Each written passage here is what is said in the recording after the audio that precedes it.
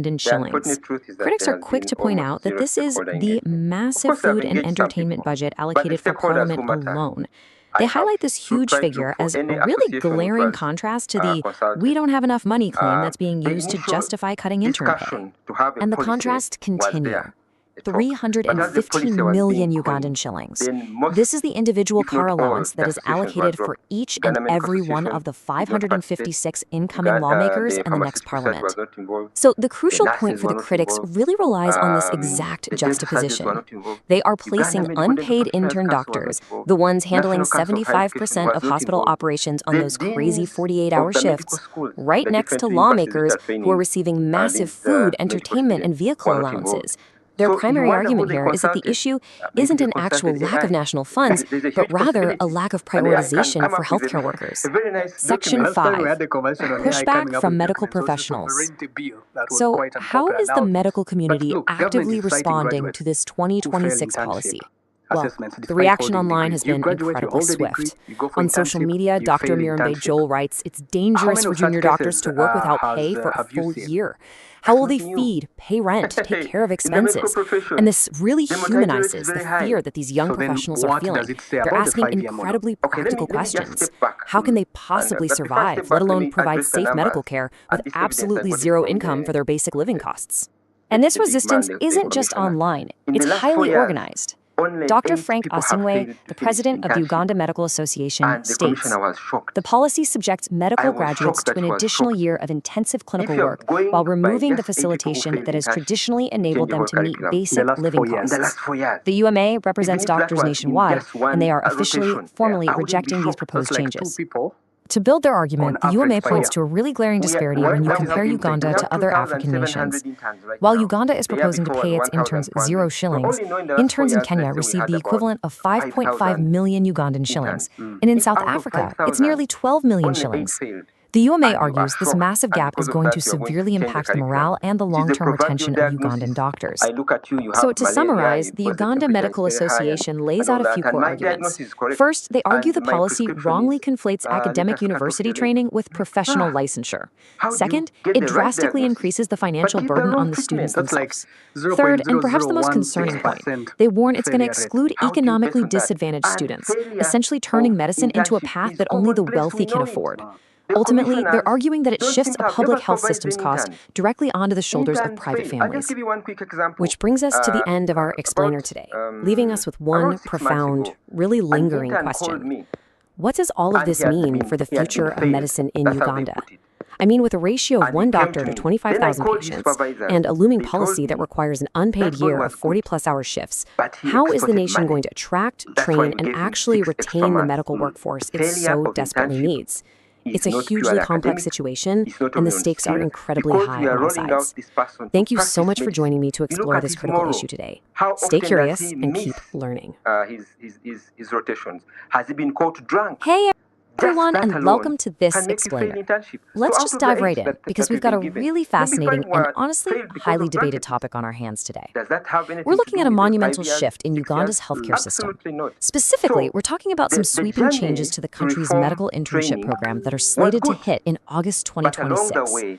The shift, it's already causing massive ripples across both the medical community and the government. So we're going to break down exactly what is happening, why it's happening, and what it actually means for the future of healthcare. So here's a question for you. Who should pay to train a doctor? Sounds like a pretty simple question, right? But this is 29, you can call it 30 years. So I know how government works. A document being passed, let's just for argument's sake, talk about documents which pass through parliament. Unless and until the president has ascended to it, it is not government policy. Nothing is cast in stone. So let's not first bandwagon the whole government. Let's talk about this policy. It may be a position which is being proposed to be adopted by government. They may have sneaked on some signatures to arm twist government to adopt it. You can't sneak onto the signature of the Minister of Education. I will not go there. This is a whole First Lady. Please don't take me there. And let me be on record that I will not allow to be taken there, because that was the intention. That was the intention. You get that signature there. You get that signature there. You have literally cast it in stone. So allow me not to go there, because that was the intention. That was the trap. We are aware of the trap. We are turning left and leaving that trap there. Let's talk about the substance. So let's get to what the core arguments of government. From the perspective of the Permanent Secretary, Dr. Diana Twine, Said the message is clear: no internship, no graduation. And this starts for the new cohort of July-August 2026. That is beginning in about 1 or 2 months. And they say that the goal is to ensure clinical competence before independent practice.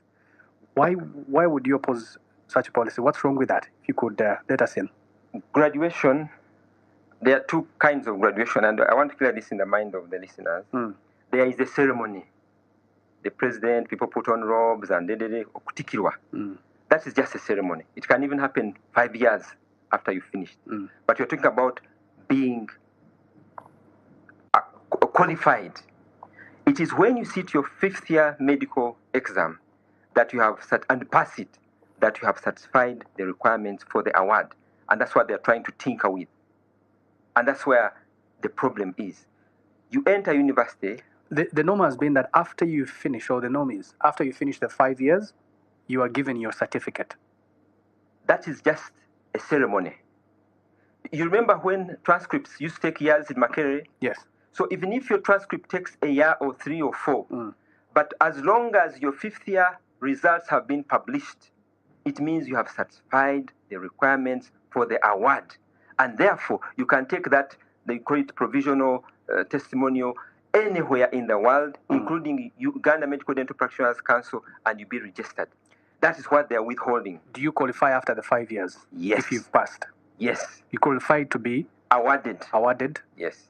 The degree of medicine. Of Bachelor of Medicine and Bachelor of Surgeries. And the remaining part is just ceremonial. So now let's first stay at that point. Yes. Because you have satisfied the requirements, you qualify to be admitted to the university with your points. You passed first year. You passed first semester. You must go through those rigors. You pass second semester. You pass the recess semester. So every year has got 3 bars to jump. You must pass the first semester. You must pass the second semester. You must pass the recess semester. You do that 5 times or 4 times for the 4 years. In the 5th year, you must pass the first semester. You must pass the second semester and do that.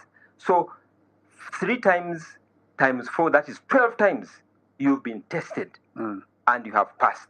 In the 5th year, you jump it twice. That is 14 times. Once you've done the 14 jumps, you have satisfied the requirements for the award. And that is what they are trying to hold back, and they're trying to say you must also complete internship. Now let's come back to what internship is, not what is being described now.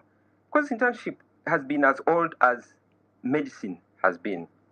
The unfortunate bit is that the word internship and the internship is being used by many other groups and professionals. So sometimes it is a little bit misunderstood. But medical internship has got 2 big requirements. The first requirement is that you must have satisfied the requirements for the award.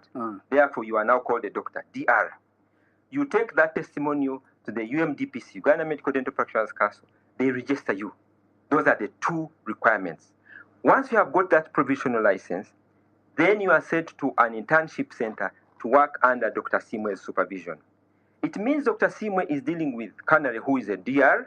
He has satisfied the requirements and is also licensed to touch patients. It means in the first week, I'm going to take you to the ward, show you what to do. In the second week, you show me that you can do it. In the third week, I will allow you to do it. Of course, on a case-by-case basis. Now, I cannot allow you to go through those 3 steps, show you what to do, allow you to show me how to do it, and let you do it if you have not satisfied these 2 requirements, which they are holding back. Let's talk about the second requirement of registration. Of course, they are going to twist UMDPC to register these people. But UMDPC does not register students. So if you have not allowed this person to be released by the university, UMDPC is in error to register you. What does that do to the internship, which is now purportedly supposed to improve quality? It means I will not give you the responsibility. I will not put you in the proverbial driving seat as a learner that now, accelerate, brake, turn left, turn right. I step out, I see you driving, because you are neither registered as a DR, nor have you been licensed as a medical practitioner by the council. That's where the problem is. And you cannot say that no internship, no graduation, and your argument is the goal is to ensure clinical competence. If you've reached the stage of touching the patient, Perhaps that's why we go back to ask what data was used. And for record purposes, we contacted the Ministry of Health to be able to send in a representative. And this was their comment, that they will wait for the minister's brief. For now, only his statement is the position of the ministry. So what is the position of the ministry? They say his statement. Let's first go back to Dr. Jane Ruth Cheng. Talks about quality and patient safety. Did an interview and is quoted in one of the papers here, and she says, the policy safeguards Ugandans' health. Some graduates have failed internship assessments multiple times, even 3 or 4 times, yet they hold degrees. Only those who successfully complete supervised internship should be certified as doctors. Dr. Christopher Yomunsi, when asked about it, said the old allowance system is unsustainable due to the sharp rise in graduates from many public and private universities. What is the problem here, Dr. Simwe? That government is now all of a sudden afraid of the sharp rise in graduates. I thought we need more doctors. Yes, we do. Than we need any other professional. I have no answer to what their problem is. Our doctor-patient ratio is at 125,000. The WHO recommended doctor-patient ratio is supposed to be 1 to 1,000. Right now, we've got those numbers to close that gap. We can talk about quality, but quality is a moving piece. It's a moving target. But once we have ensured that this quality has been superintended over from first year to fifth year, then this graduate should come. We forget that the intern doctors, handle 70% of the work. Once they come on board, they see all these patients. If now you bring me as a supervisor, you bring me a student, okay? Even if you register him, I have no doubt they are going to manipulate some form of registration. They can't pull off anything. But this person, you're calling him a student. Tell me, you who is listening to me as a patient, you walk in and this patient, this now person cannot address themselves as doctor. They have on their student number and they're the ones going to handle you. Can you allow them to touch you without me being around? Unless it's an emergency. And even in emergency, that's why it matters the most. That's why it matters the most. So this is what's going to happen, Canary. I mean, if that's the only available person in an emergency. This is what is going to happen. I am going to say, okay, if you have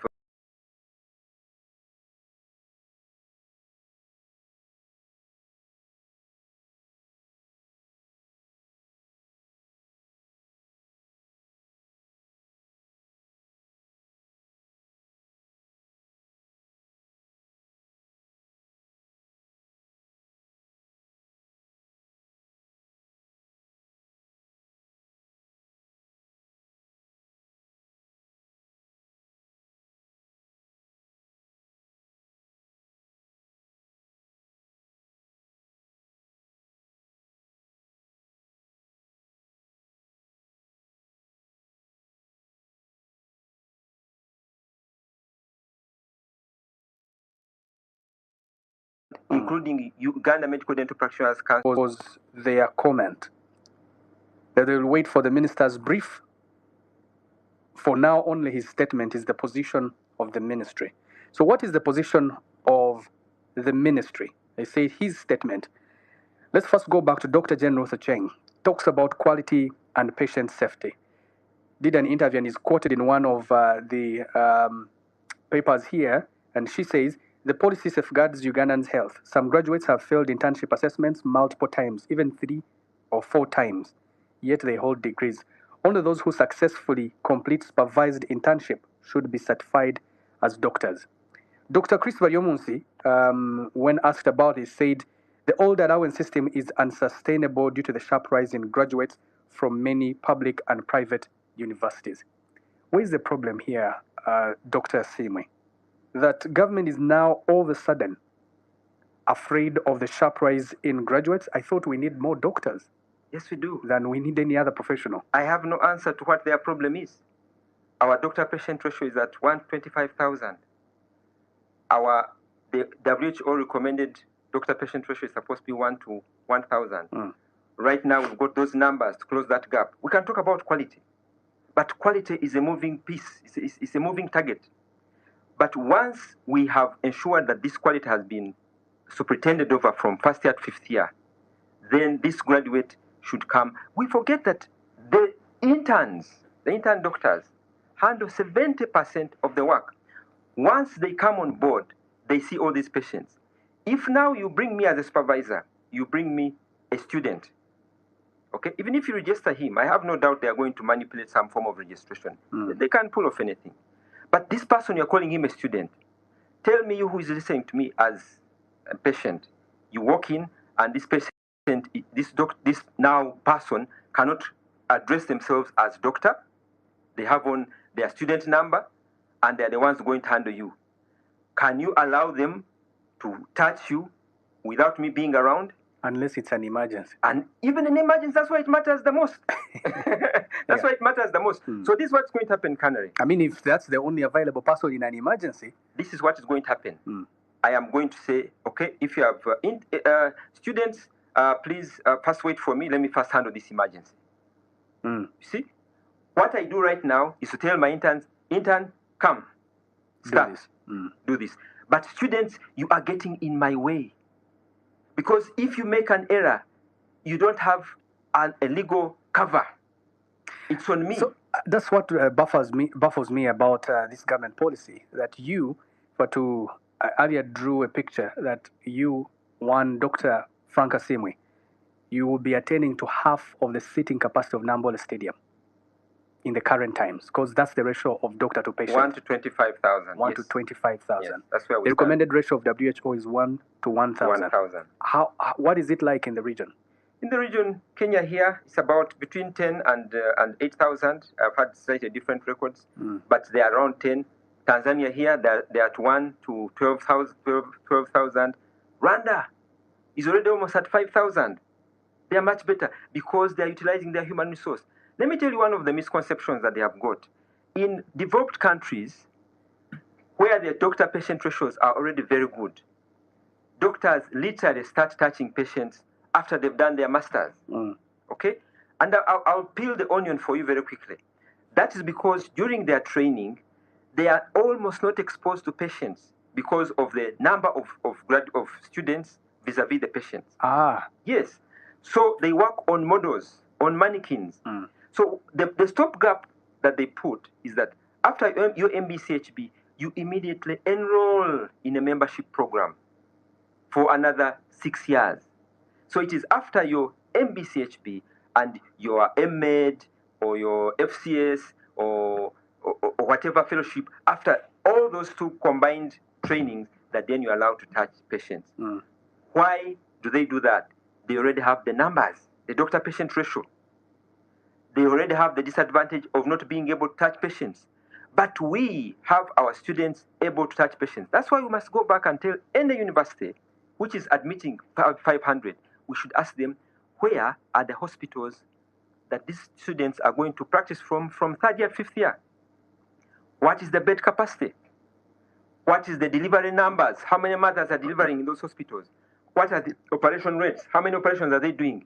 If that is going to ensure that these students in third year, fourth year, fifth year will have enough exposure, which is already embedded in the curriculum, then this product is ready to do the traditional internship as prescribed and as we have done from time immemorial. Let's talk about financial and sustainability argument from government. Dr. Chris Baryomunsi says that government previously struggled to deploy all eligible interns because of budget constraints, right? So removing allowances that it does allow qualified graduates, both from public and private universities, to access internship without discrimination. Does that argument hold water? No, it doesn't, because the money is there. He's a medical doctor. He has served before in this ministry. He has gone to school on the same course. I mean, he probably knows something that we do not. Yeah, I agree. He knows something that we do not. So let me wallow in my limited knowledge. But from what I see, he is missing a thing or two. Let me just peel that for you as well. The Ministry of Health is grossly underfunded. So from the point of view of the Ministry of Health, yes, the money is not there. The money is not enough. The money which is allocated to you, the money of the Kameza that they put on the Kameza of Ministry of Health is not enough. But the money in the treasury is there. It is how we divide this cake from finance to Ministry of Health. Finally, about this division of funds. When it comes to division of money for human resource, because you're talking about human resource funding for the Ministry of Health, human resource funding for Parliament. Why are we not having problems funding the human resource in Parliament? We're not having a problem. Have you heard them complain that there's no money? No. And the numbers exploding? I have no problem with the numbers exploding, because subsequently the numbers of human beings in Uganda is also exploding. But why is it that when we reach the human resource in health, that's when we begin complaining of numbers? Have you heard the police complain? Have you heard the military complain? Why? In fact, they recruit every year. Absolutely. Because the population to guard is higher. There are more roads. We need more traffic police officers. Is internship employment? Yes. Let's just take a minute on that. An intern sees every patient. I'm a consultant, and I've been supervising interns since 1998. When I walk in, unless it's an emergency, I do not see or touch any patient who has not been clerked by an intern. That is practical education, not necessarily employment. No, that's employment.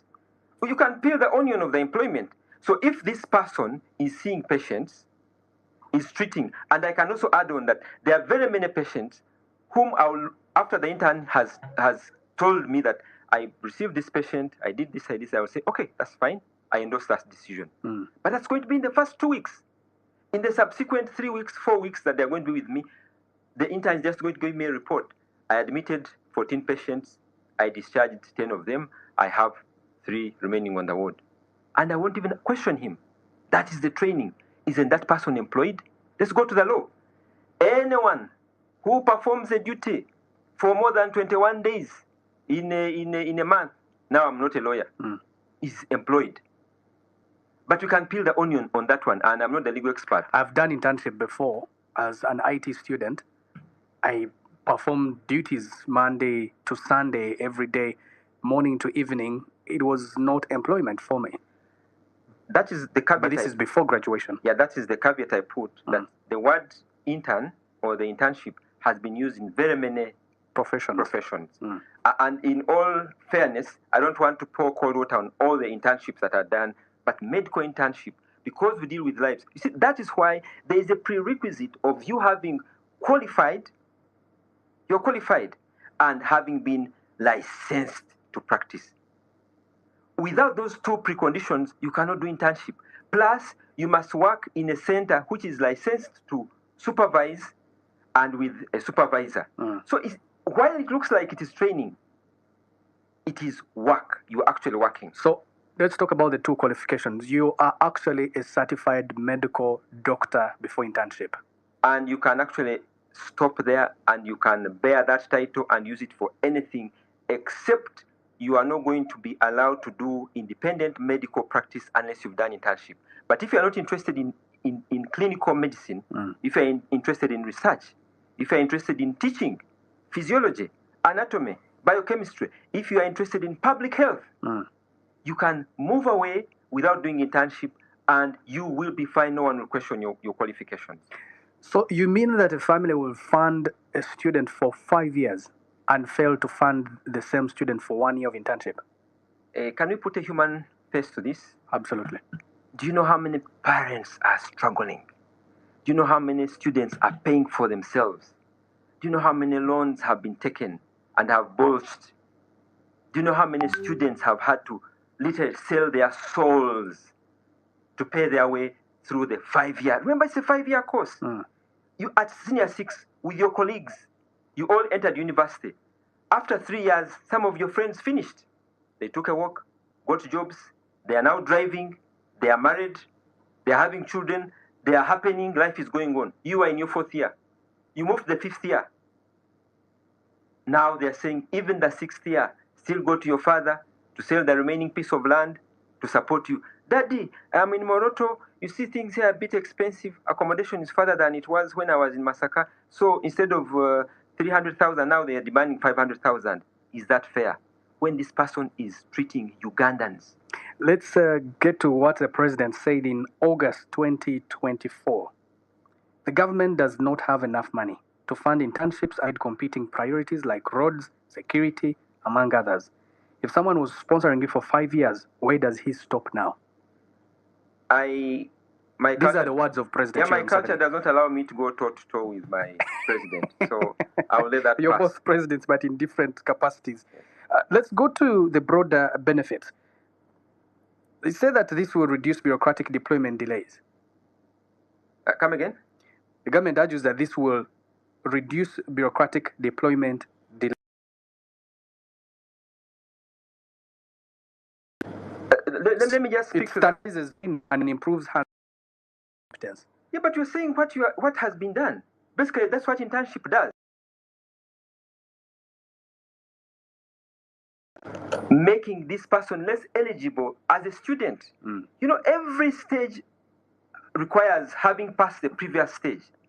Before you go to fifth year, you must pass fourth year. Before you go to fourth year, in the medical training, the first 2 years are called preclinical years. You don't touch the patient. When I was doing my bachelor's, I was so eager to cross. I was in Bara University. The hospital is just one chain link fence from the hostels where we were staying. I was so eager to cross. And I was told I must pass my basic sciences. This is 1992, 1993. Yes, I'm that young. Then, before you move to fourth year, you must pass third year. Before you move to fifth year, you must pass fourth year. If you don't, you stay. In our time when we were doing term system, you must pass it was not a retake, it was something, a supplement, something like that. So before you move to internship, you must have cleared the 5 years and pass them. And by the curriculum, the current existing curriculum, once you pass those 5 years, you have satisfied the requirements for the award of the bachelor's, and there is no reason, there is no justification why that should be reversed. How much money is needed to pay interns anyway? Very little. Very little. First of all, in 2017, we negotiated with His Excellency and convinced him that interns are medical officers on probation, and therefore they deserve 75% of what the medical officer gets. That should have worked to about 4 million. But the subsequent negotiations with him, he convinced us that let's make it 50%. We agreed. And indeed, he wrote a directive in 2021, and money began coming. They were getting 2.5 million. Out of the blue, that money began getting chopped from 2.5 million to 1 million. In August last year, even the 1 million was removed from some of them, and now they're telling us from August this year, it's going to be removed from all of them. The money to pay these interns is there because what is the workforce in Uganda? The workforce in Uganda is not even it's not even up to 500,000 Ugandans. So the money to take, we have money. We have money for PDM. I'm not saying this to say that it should not be given to PDM. I'm telling you this to show you that, and His Excellency told us that the 800 million which is being put on each parish is going to be increased. So there are all signs that the money is there to do the right things. The question is prioritization, and the question is the motive behind this lack of prioritization of this human resource for health. I get lost when you talk about prioritization, priority areas, because from the face of it, government looks like they do support or want to support, or at least there's goodwill to support science. Even the other day, he proposed, the president, that your salaries should not be taxed. And there was a whole debate around that. You saying that there's lack of priority in this specific area, and yet it is the basic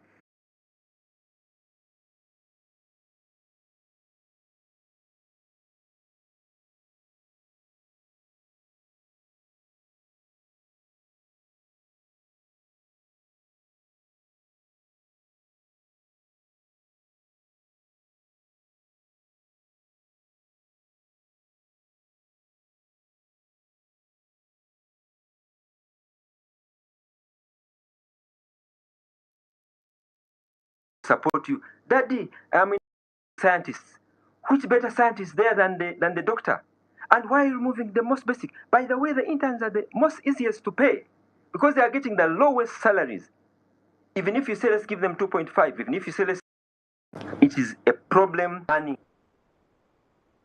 that we're experiencing, not a problem of money, and certainly not a problem of numbers, because those numbers can be planned for. How come we are planning for traffic in Uganda? The solution to traffic is simple. Traffic lights, traffic rules, okay? And you are done, and wider roads, and responsible driving, and you solve the traffic. But you cannot be saying, oh, the people in Kampala are too many, we're going to stop you from entering. No, you plan for them. So similarly, the doctors who are being produced, we must stop crying that there are many and plan to absorb them. After all, we can regulate the entrance into the universities, but not after the baby has been born and you're trying to fix the baby back into the uterus. 70% of the workforce in the hospitals in Uganda is by the medical interns. And most of the times, they are the ones that handle sometimes basic Medicare in these hospitals, government and private. But my question is, who is most likely going to feel the pinch? The Ugandan. Because the Ugandan, it will be twofold. In the unlikely event that this thing passes, and you know government is very strong, it can decide that it will pass and they enforce it. We cannot fight government beyond that. In the unlikely event that is implemented, Dr. Canare, who has just been stripped of his title doctor, is not allowed to use it because the university has not yet released him. So student Canare, who has no livelihood, he has not had breakfast, doesn't know where he's going to sleep tonight or tomorrow, is coming to see patient Asimwe. How motivated is he? How much stamina, apart from the morale, how much stamina is he able to stand on the ward from 8 to 8? Can he sustain it? So what's going to happen? Sometimes they work over long hours. 36-hour shifts, and we are the ones who prescribe them. And I'll tell you why we prescribe 36-hour shifts. Because if at the beginning of a shift I get an interesting patient with an interesting, for us we call them interesting. Of course the patient is suffering, but for us we look at the condition and say, this is interesting. I will tell my intern, sit here. Give me a report every 1 hour. Monitor the temperature, monitor the BP. You must do the HB twice a day. You must repeat the renal function test every 3 hours. I must look at that creatinine. I must look at this. And I am training him. Why am I doing that? Because I know today is 23rd and his salary came in on 22nd. But if I am not sure whether this man has eaten since morning, if I'm not sure whether he has got money, if I look on the collar of his shirt and there's evidence he has been putting it on for the last 3 days, if I look at his shoe and I realize that this shoe should have been retired 3 months ago, I cannot do that. So I'm going to take over as a specialist and take care of my patients. But you see, as a specialist, I'm supposed to be on the radio talk show like this one. As a consultant, this is part of my job. I'm supposed to be in meetings. Therefore, while the intern can see 100 patients on my ward, I can only see 20. And it's not because I'm lazy. It's because I must operate. I must do a 4-hour procedure. Because I must sit in a meeting. At a strategic level, you should be doing certain things. When you say now, let us at the strategic level do the frontline work. Let the colonel go to the trenches. Let the brigadier general go to the trenches and go on the front line. Then the patient is the one going to suffer. Okay. Some students or their sponsors or families may be willing to pay for the 6th year to guarantee structured training. That's 6th year you're talking about. Where does Uganda Medical Association stand? Do you support giving them this choice, or do you insist on a blanket opposition of this policy? So the first error that is made is to say that this extra year guarantees something.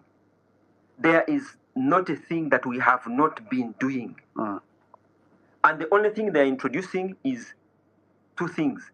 They are stripping this doctor of their title, and they are stripping him of his sustenance. So you're now saying, by finding him sustenance, we allow those who can get sustenance from their rich parents to go on. Is that fair?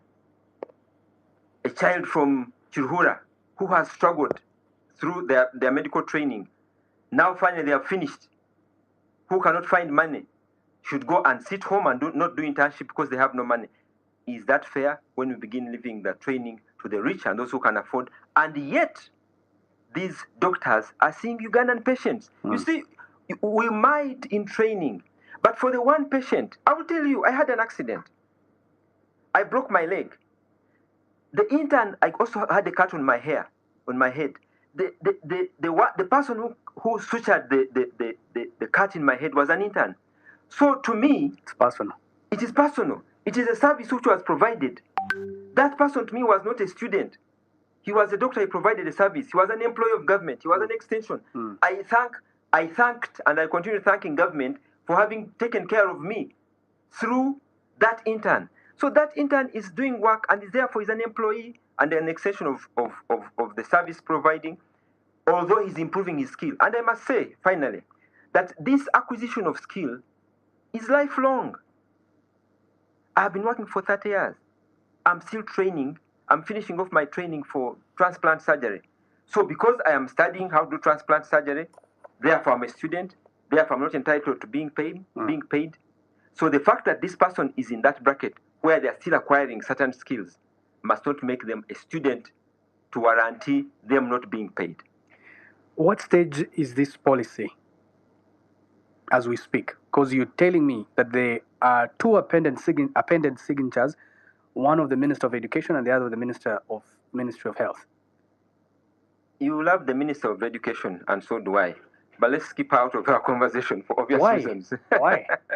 For obvious reasons. I think that if you're to hold the stakeholders accountable, is dead on arrival and unimplementable. Yes. What stage is it? Because the rollout is that by July 2026, new cohort scrapping off allowances will take immediate effect. Thank God we're in June. It's dead, unimplementable. The best that can happen is for them to do what they ought to have done. Let me tell you what they have failed to do. These people don't know how to use allies. You see, I'm not a very young man. When you are sitting in the position of the minister, there are some things you cannot say. And I know. But what people do, you call an Asimwe who has no bonds, and you tell him what to say on your behalf. And you say it. Uganda Medical Association is an ally of the Ministry of Health. The Ministry of Health, once they sit on the table to allocate funds, once that meeting is over, they are not supposed to go against the decision to allocate the so many trillions they have given them. But me as Uganda Medical Association, I can come and say, no, this area was underfunded because I'm not part of the corporate decision that was made on that round table. They did not take advantage of our resource. They did not call Uganda Medical Association. They did not call the pharmacists. They didn't call the nurses. If that decision you have made does not have a buy-in from all the nurses, about 50,000, from all the pharmacists, about 5,000, from all the dental surgeons, about 3,000, from all the doctors, about 15,000. These are the same people who are going to implement. I've told you how I'm going to implement it. Once this person walks in as a student, the best I can do is tell him, please wait. Let me first see my patients. You'll be doing I'll give him an assignment. Sit on that corner, write for me a quick essay on because this. they have not yet qualified. They've not qualified. You're telling me they've not qualified. If it is sustained, and you send them to me, and I'm still looking at them, I'll give you a quick scenario. Just a week ago, I examined 50 years of one of the universities. 65 of them. Right now, we are marking them, and that was their final exam. Now, if those same faces come to me in August, and they're still being sent to me as students, I'll treat them as such. So I'll give them assignments. I'll take them as if they are being given a retake. Do this assignment, make a write-up. Let me first finish seeing my patients. So we, the supervisors of these interns, will take on the responsibility of seeing these patients. And I've already told you the obvious result. The 1-2 patients I'm going to see, they're going to be seen very well. But I cannot see 100 patients. I will see 40, I will see 20, I will see 10. And what will happen to the population? Your guess is as good as mine. Why is government fighting its own citizens? It's not government. It is this policy is not only shambolic. Doctor, you know, you're insisting on telling us that it's the individuals who are moving this policy. But I want to know, even if it's just individuals, what would be their benefit? Why have they not come today to tell us the process they went through to come to these conclusions? What would be their benefit here? I would be hesitant to guess what is in their mind and in their intention. I would like to hear it from them. Call them. The one show I was on with the PRO of Ministry of Health, he literally took off. He said, this thing is still being designed, we cannot discuss it. Subsequently, they never show up. Invite them. I invited them today. And they did show up. Yes. So what was going on in their mind to come up with this kind of document? You think a whole minister, outgoing and incoming, can be misled by just a few individuals? I don't have an answer to that. But maybe we've not looked at this policy critically. Oh, I have. As much as your arguments are making sense. Okay, can I tell you what I've done? Yes. As Uganda Medical Association, let me peel the onion backwards. Right now, I've got a team of 30 doctors, prominent, some of them retired, some of them former leaders of Uganda Medical Association, with a team of lawyers, and they are peeling this document by each page and each paragraph.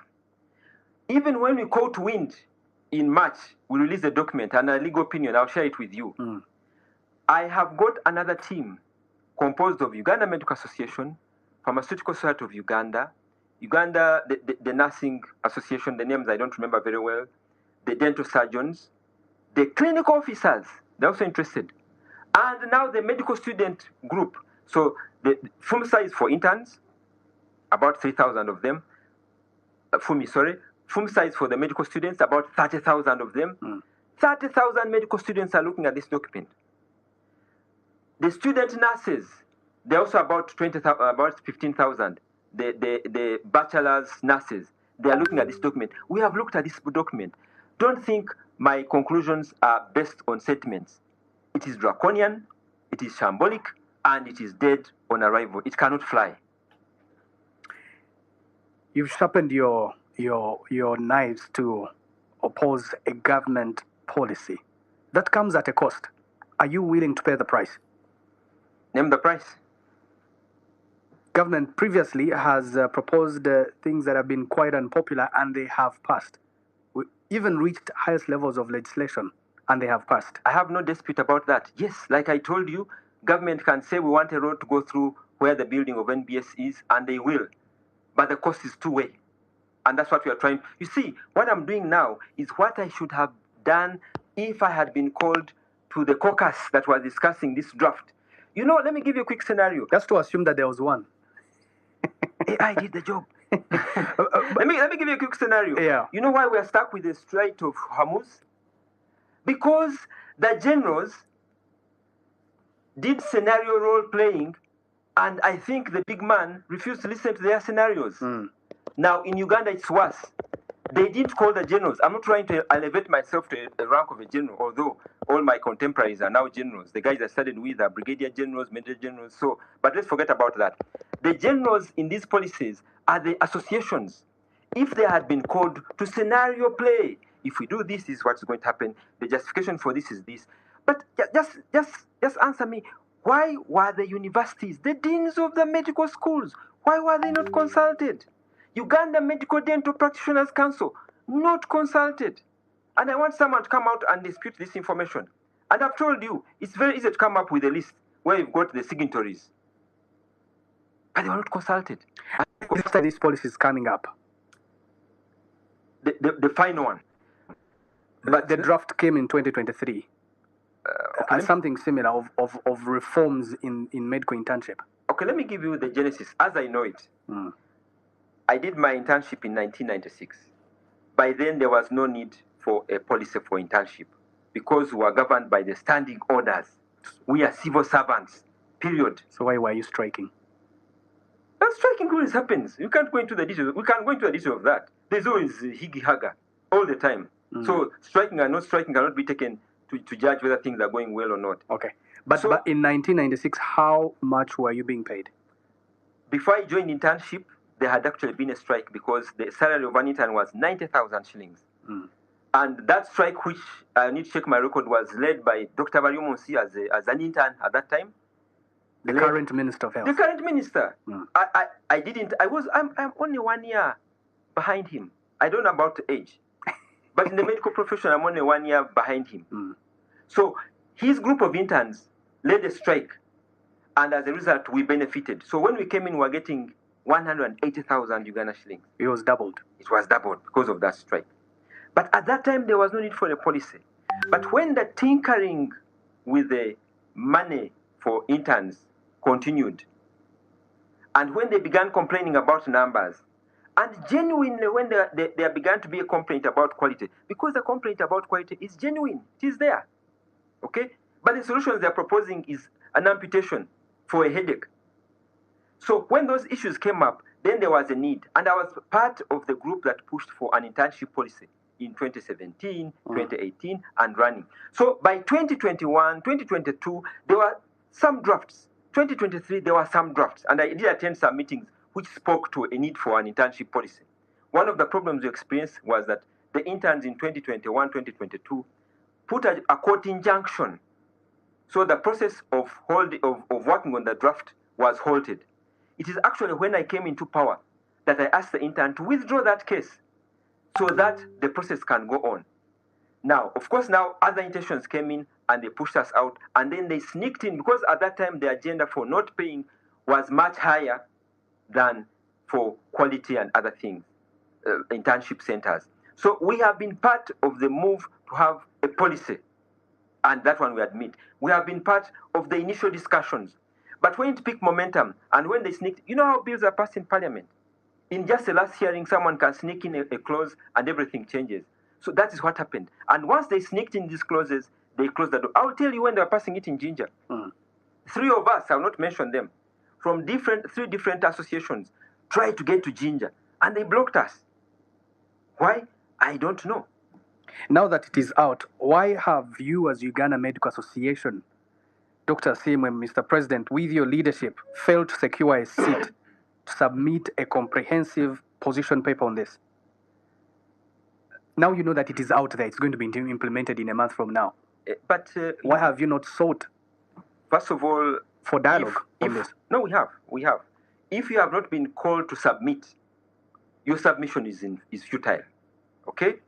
If you've not been called to submit any document, like they did for the Sovereignty Act bill, they called us. Now you have an opportunity, because even for Parliament, you can petition the Speaker. Thank you. Whether they've called you or not, you just go and petition the Speaker. If you want, I'll share with you our letters. We've written to the Deputy Speaker, the Right Honourable Speaker, to the Minister of Health, to the Prime Minister, and to His Excellency to get audience. But unless we are invited, so the way forward, this policy needs to be re-examined. Before we go to the way forward, do you feel like the delay in forming of government could have brought about some of these issues? Because these are ministers who have not been sworn in. No, that excuse does not fly, because this is not. It's not out of the blue that we all of a sudden say, oh, government is changing. Elections are in January, February. Oh, the cabinet is going to be chosen in May. No, all these processes are known. And that's one of my challenges, my bonds I have to pick with the people who are doing this thing, that they act in a knee-jerk response. That in 2017, and actually right now, 2026, we're saying, oh, the doctors who are coming out are too many. But these universities have been licensed in your presence. I can read to you how they were licensed. Makerere, 1924. Mbarara, 1989. Gulu, 2004. KIU, 2004.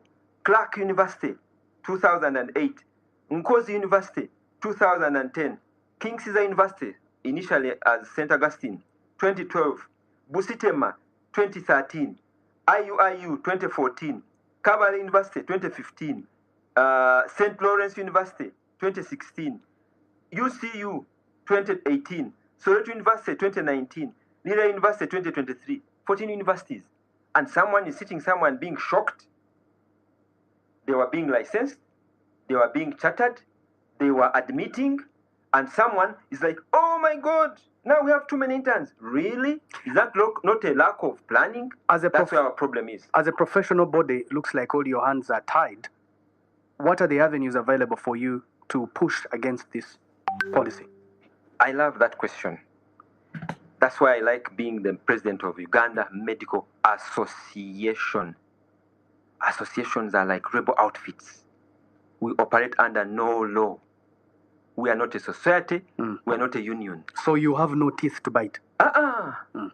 Hey, until we have stuck our fangs in you, then you tell us which teeth we don't have. Which ones? Because literally now crying for. Did you see my newspaper article? Yes, you sent it. Am I not on the air? Are they not listening? Are those not fangs? Is it enough pressure? You will tell me. I have seen a number of activists online jump onto this cause. And note that what they're doing is wrong. But sometimes we've seen government officials come to say they are paid by foreigners and all that talk. Do you risk being misunderstood by government? I am an old man. I am very happy to declare that I'm 54 years old. I have heard that before. In 2021, when was the election? 2020, I was fighting for the farmers, the dairy farmers, for the price of milk. And I mobilized farmers in the whole Kate corridor, from Zimbabwe, from Masindi, all the way to Nyakushozi, to Isinjiro, and they were told, the powers that be were told that I was being paid by Bobby Wine. I won't tell you how things progressed and how I was exonerated. So it's okay. You're ready to face. Yes, I have literally snatched. You're ready to pay the price. I've literally snatched out of the teeth of the security operatives a doctor who had been labeled to have received money from homosexuals, and yet he was only talking about intern. It's a risk that we are willing to take. Okay. Yeah. Let's take a look at the comments and then just use 1 minute to give your parting shot. This policy, this is Karamoja 25. This policy is either AI generated or we are just cursed. Ministry of Health only needs 34 billion a year to support medical interns.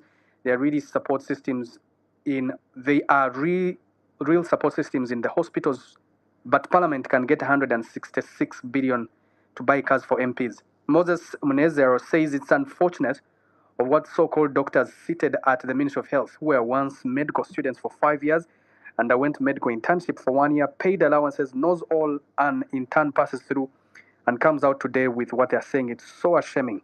Asimwe Junior Tavatina says, government has money. It's only that they don't want to prioritize healthcare system. Imagine when you go to emergency Mulago, at the moment you find only 2 to 4 interns taking care of about 40 plus critical ill patients. Dominic Asman says paying medical interns shouldn't even be a debate. Medical interns ought to be paid. Honorable Chris, this is Alton Newton Allen says the ministry claims that the new policy was introduced because many graduates complete medical school but later fail internship. The truth is that according to the commissioner's report, only 8 interns have failed internship in the last 4 years. Internship failure rates can hardly be used as a justification for a policy that affects thousands of graduates. Dr. Nyama Alfred says the current crisis is as a result of poor government planning, not the fault of medical graduates. Uganda needs more doctors, not policies that discourage and undermine them. All right, the comments are quite many. But Lillian says, thank you, Dr. Frank, for the fight. We appreciate. All right. Doctor, your parting shot. We have just 1 minute. Thank you very much. The policy is dead on arrival. It's unimplementable. We shouldn't be debating, and that's why the Ministry of Health officials are not here to debate, because there is no debate. It's a non-starter, and the money is there. Are you going to court? Should it? Oh, yes. We already have a legal opinion. Should government insist?